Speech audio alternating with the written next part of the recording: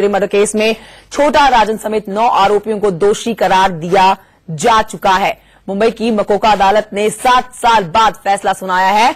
तो वहीं दूसरी खबर आपको हम दिखा रहे हैं तस्वीरों के जरिए। हिमाचल प्रदेश के कसौली से एक खबर है जहां पर क्रिमिनल वहां का अब तक फरार है। सुप्रीम कोर्ट के आदेश पर अवैध होटल के खिलाफ कार्रवाई करने गई हुई महिला अफसर की गोली मारकर हत्या कर दी गई थी। और इन दो बड़ी खबरों पर हमारे रिपोर्टर्स लाइव हमारे साथ जुड़ेंगे। मुंबई से हमारे साथ होंगे राजेश कुमार, चंडीगढ़ से हमारे साथ होंगे अमित भारद्वाज और सुप्रीम कोर्ट भी आपको लिए चलेंगे जहां से मेरे सहयोगी आशीष सिन्हा मेरे साथ जुड़ेंगे। आज की ये दो बड़ी खबरें जिन पर हमारी नजर बनी रहने वाली है। और सबसे बड़ी खबर आपको बताएं, आज की पहली जो है पत्रकार जेरे मर्डर केस की है, जिसमें पत्रकार जेरे मर्डर केस को आज इंसाफ मिल चुका है। 7 साल बाद मुंबई की मकोका अदालत ने छोटा राजन समेत 9 आरोपियों को दोषी करार दिया है। पत्रकार जिग्ना वोर और जोसेफ पॉल्सन को रिहा कर दिया गया है। और राजेश हमारे साथ जुड़े हुए हैं और जानकारी के साथ इस बड़ी खबर पर। राजेश, आपसे मैं विस्तार से समझना चाहूंगी क्या क्या हुआ था कोर्टरूम के अंदर जब ये फैसला सुनाया गया और क्या क्या मुख्य अंश कोर्ट की तरफ से इस फैसले में सुनाए गए हैं।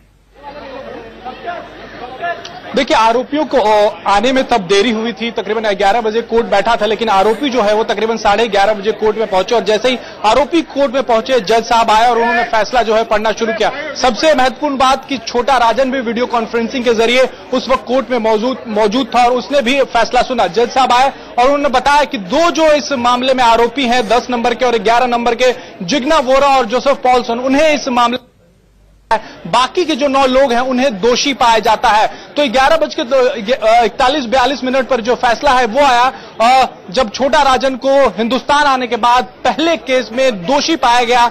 जेडे मर्डर केस में बड़े पत्रकार थे, मुंबई के क्राइम रिपोर्टर थे, काफी सालों से क्राइम रिपोर्टिंग कर रहे थे। उनकी हत्या हुई थी 2011 में। उस मामले में छोटा राजन को हिंदुस्तान आने के बाद पहले मामले में दोषी पाया गया। साथ ही उसके साथ 9 लोग, उसके समेत 9 लोग इस मामले में और हैं जिन्हें दोषी पाया गया, जिसमें जो वो शूटर था सतीश काले, जिसने गोली चलाई थी, जो शूटरों के गैंग को हेड कर रहा था, जो छोटा राजन का गुर्गा था, उसे भी दोषी पाया गया। इसमें से 9 लोगों में से 8 लोगों को हत्या की साजिश और षड्यंत्र रचने के मामले में दोषी पाया गया। जबकि एक शख्स जो है दीपक सिसोदिया, जो कि उत्तराखंड का रहने वाला है, उसने हथियार सप्लाई किए थे, उसे आर्म्स एक्ट के तहत दोषी पाया गया है।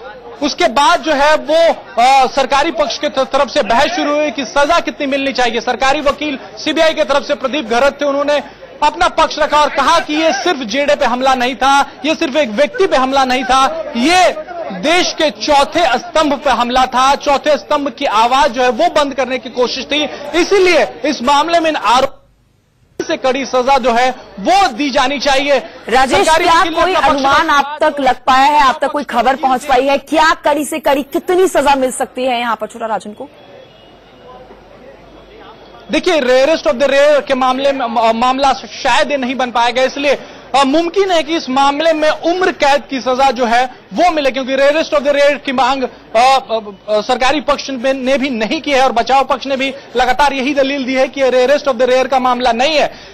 जो आरोप लगे हैं उसमें ज्यादा से ज्यादा सजा जो है वो मौत की है, लेकिन ये रेयरेस्ट ऑफ द रेयर का मामला नहीं है, इसलिए ऐसा कहा जा रहा है कि हो सकता है इन्हें उम्र कैद की सजा मिले। लेकिन साफ है तभी हो पाएगा 4:30 बजे जब अदालत फिर से बैठेगी और जब सजा सुनाएंगी अदालत, जब जज साहब सजा सुनाएंगे तभी ये साफ हो पाएगा। 4:30 बजे का इंतजार रहेगा जब एक बार फिर से अदालत बैठेगी और सजा का ऐलान हो सकता है। बहुत शुक्रिया आपका राजेश, ये तमाम जानकारी हम तक पहुंचाने के लिए। आज के फैसले के बाद अंडरवर्ल्ड पर गहरी चोट पड़ी है।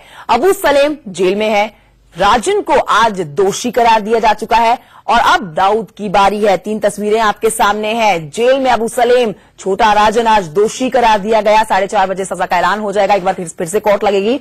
और तीसरी तस्वीर आपके सामने दाऊद इब्राहिम की, जिसके बारे में कहा जा रहा है अब इसी की बारी है। दाऊद की कई संपत्तियों को सीज कर दिया गया है, विदेशों में कई संपत्ति है दाऊद की, जिन पर सरकार का हथौड़ा पहले ही चला जा चुका है।